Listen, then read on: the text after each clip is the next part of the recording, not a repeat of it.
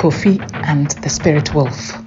In a small, vibrant village called Abrabuso, in the heart of Ghana, nestled among the lush greenery and the sound of bustling marketplaces, lived a young boy named Kofi. Kofi was known throughout the village for his bright eyes and even brighter mind. He was a boy of dreams, a boy who loved to learn, a boy whose heart was set on becoming a doctor.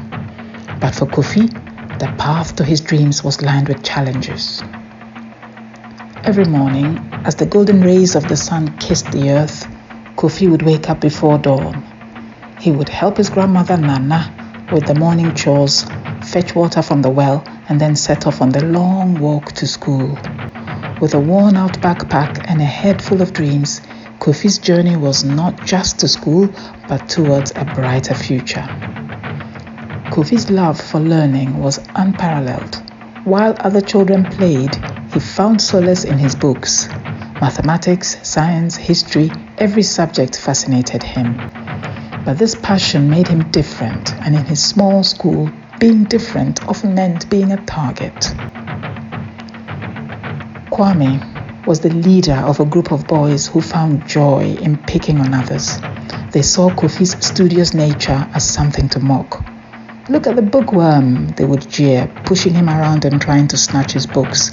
Every day, Kofi faced their taunts and harassment, but he never let it break his spirit. One day, as Kofi was reading under the shade of a mango tree, Kwame and his gang approached. "What are you reading, Kofi? Another boring book?" Kwame sneered, grabbing the book from Kofi's hands. The other boys laughed as Kwame tossed the book into a muddy puddle. Kofi felt a lump in his throat, but held back his tears. He picked up the book, wiped it as best as he could, and walked away with his head held high. At times like this, he would go and find his best friend Amma, a sweet girl who loved him with all her heart. Amma stood by him, offering support and reminding him of his potential. She was a spirited girl, always ready with a joke or a word of encouragement. She and Kofi had been friends since they were toddlers, and she never let him forget how special he was. "You are going to do great things, Kofi," she would say, her eyes shining with conviction. At home, Kofi found comfort in his grandmother's wise words. Nana, with her silver hair and warm smile, was his pillar of strength. She would often tell him stories of their ancestors, stories of bravery, wisdom, and resilience. "Kofi," she would say, "greatness is not measured by what others think of you, but by what you believe you can achieve." One evening, as they sat by the fire, Nana told Kofi a story about a great warrior from their lineage.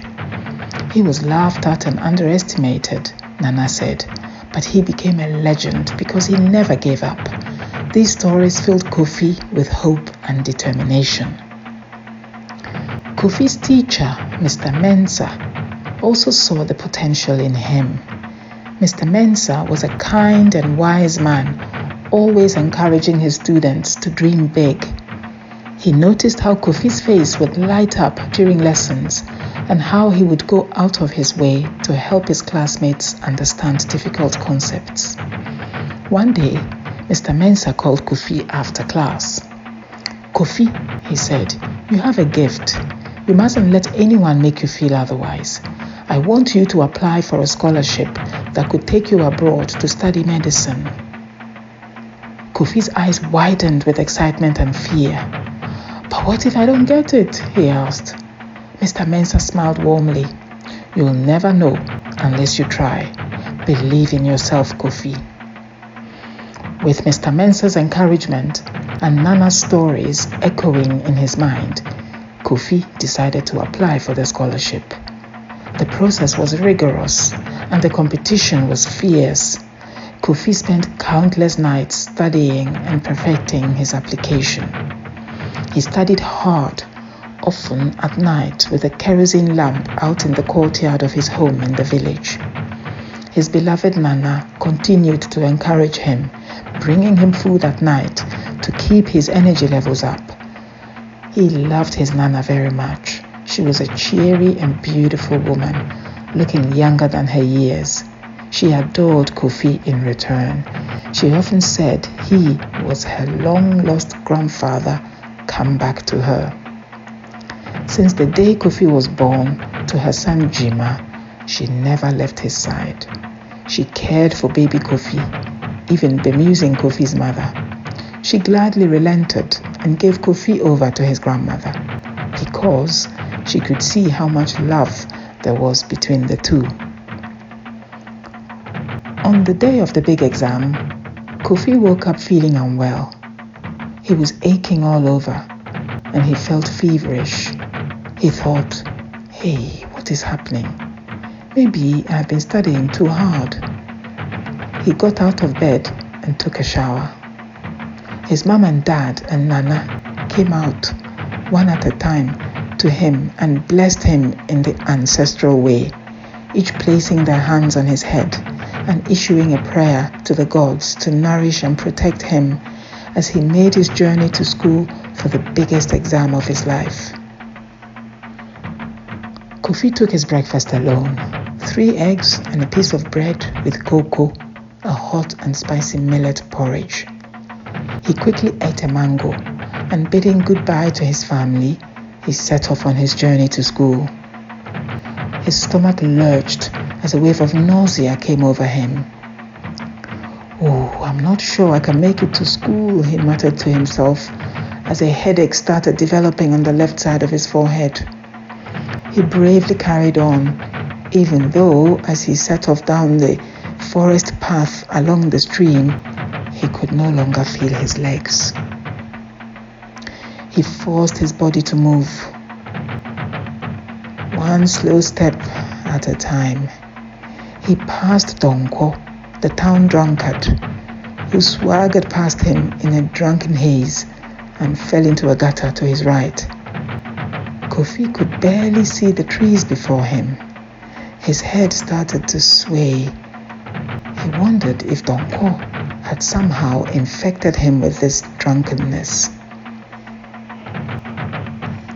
Clutching his stomach, as he lurched forward to throw up, he felt his head swinging and he could hear strange noises coming from below his feet. He started to realize that he was rising up into the air, as though in a hot balloon. He looked down, below, bewildered. Everything got dark, as though he were witnessing an eclipse of the sun. He seemed to be floating in the air. Oh no, he thought to himself, as he tried to get accustomed to the darkness. Where am I? What is happening? He did a somersault, seemingly not through his own will. Something was pulling him in all directions. To his utter fright, he realized he had no arms or legs anymore. His feet had disappeared. He tried to touch his stomach, which had been hurting a minute ago. Nothing. That too was gone. He looked around in terror. Was he dead? Then he saw him. A magnificent and stately creature was staring at him. He blinked his eyes once or twice. Where had this animal come from? It looked like a wolf, but he wasn't sure. The creature seemed to be smiling at him now. Kofi relaxed a bit, feeling love and light emanating from the creature. Welcome, Kofi, the creature was saying, without opening its mouth. Kofi suddenly realized that they were communicating telepathically. He was reading its mind, and it was reading his mind. Kofi was both bemused and apprehensive at the same time. Who are you? He asked, his thoughts quivering. And what is happening to me? Kofi Dua, I am your spirit animal, the creature answered warmly. You have left the earthly realm. I am here to bless you and to lead you into the next phase of your life.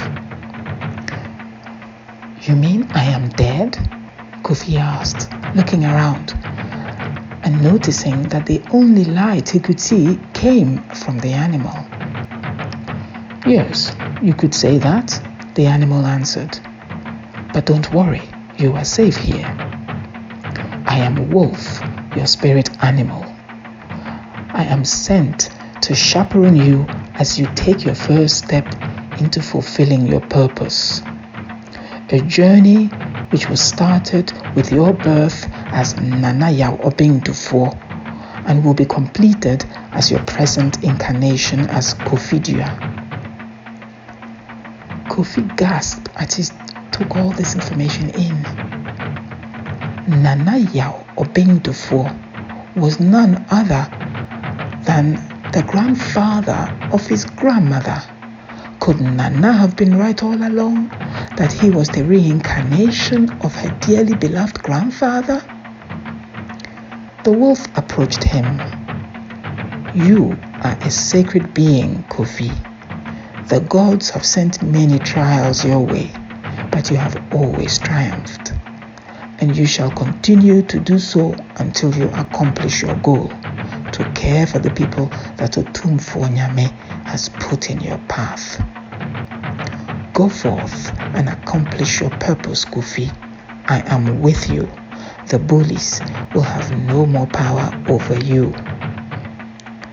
Wolf was now hovering over Kofi's head. He felt a slight pressure as he placed its hands on his head as though praying over him. Kofi felt a stillness he had never felt before. Suddenly, the darkness cleared and he felt a whoosh as though he had made a landing on sand. He looked down at his feet. He was wearing smart shoes. "Wow," he said to himself as he admired the shoes. Shiny and black, they did not seem tainted by the muddy route to school. His head was no longer hurting. He tugged at an unfamiliar object on his chest. A tie! Where did that come from? He was wearing a smart white shirt with a tie. He squinted as he surveyed his surroundings. There were his fellow pupils at their usual positions in the classroom. Most were talking, some were reading. A few, like him, were about to sit the entrance exam to the Overseas Inlet program for the US Medical School program. He looked up. Mr. Mensah was looking approvingly at him and giving him the thumbs up. An unfamiliar woman was standing next to him. She had blonde hair. She must be the external examiner, he thought. A noise outside the classroom window distracted him for a second. He looked towards it. A ball had just flown past the window and hit the opposite wall. A boy was running after it. Kofi glanced at him as he raced to catch the ball. It was Kwame. They glanced at each other for a second. Kofi looked down at the paper in front of him and started writing. The day of the scholarship announcement arrived, and the whole village was abuzz with anticipation. Kofi stood nervously among his classmates, his heart pounding in his chest. Kwame and his gang watched from a distance, smirking and whispering to each other. When the headmaster called out Kofi's name as the scholarship winner, a wave of shock and joy swept through the crowd. Kofi's knees went weak with relief and happiness. The villagers cheered, and even Kwame and his gang couldn't help but feel a grudging respect. As Kofi prepared to leave for his new adventure, the village came together to celebrate his achievement. There were traditional dances, music, and food. Kofi wore a beautiful kente cloth, a symbol of his heritage and the pride of his people. Nana held him close, tears in her eyes, but a proud smile on her face. Go and make us proud, Kofi. And remember, no matter where you go, you carry your home and your people in your heart. Amma hugged him tightly, promising to write letters and keep him updated about everything happening in the village. Kofi's journey was just beginning. As he boarded the plane, He looked back at his village one last time. He knew that the road ahead would not be easy, but he was ready. Armed with his dreams, the wisdom of his grandmother, the encouragement of his teacher, and the support of his best friend, Kofi was determined to succeed. He arrived in the new country, a place full of opportunities and challenges. He faced the initial culture shock and homesickness, but soon found his footing. His dedication and hard work paid off as he excelled in his studies. He made new friends who admired his determination and learned from professors who inspired him. Years passed, and Kofi grew not just in knowledge but in spirit. He never forgot his roots, and his heart always yearned to return to his village and give back. After completing his studies, he specialized in medicine and returned home, a doctor ready to heal and uplift his community. When Kofi returned to his village, he was welcomed as a hero. The villagers had watched his journey with pride, and his success was a testament to what could be achieved with hard work and perseverance. Kofi set up a small clinic, bringing modern medicine and healthcare to his people. He also started a scholarship fund, encouraging other children to pursue their dreams just as he had. Kwame, who had once been his bully, approached him one day. "Kofi, I am sorry for how I treated you," he said, sincerity in his eyes. Kofi smiled and shook his hand. "We were just kids, Kwame. What matters is what we do now." They worked together to create programs that educated the youth about the importance of kindness, education, and resilience. Kofi's story became a beacon of hope in his village. It taught the children that no dream is too big and that no amount of bullying can dim the light of determination. It showed that the support of family, friends, and mentors, anyone can overcome adversity and achieve greatness. Kofi's journey from a bullied schoolboy to a respected doctor was a story of courage, perseverance, and unbreakable spirit of a boy who dared to dream. And in his success, the dreams of many others found their wings.